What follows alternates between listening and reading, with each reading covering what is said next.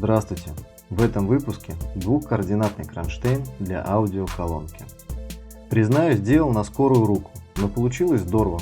В дальнейшем можно покрасить и заменить платформу на что-нибудь более презентабельное. Но это мелочи, главная идея. Таких у меня 4 колонки, и если брать в магазине, сумма набегает приличная за что-то более-менее надежное. Себестоимость этого кронштейна рублей 100, не больше.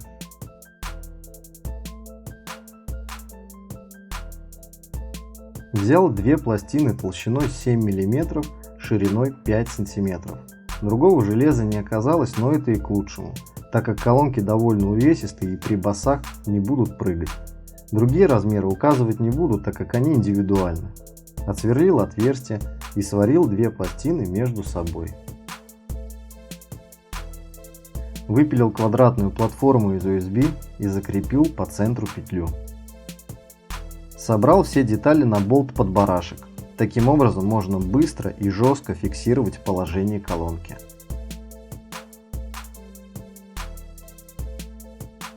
В хозяйственном купил полкодержателя. Отсверлил дырки по месту и установил на свои места.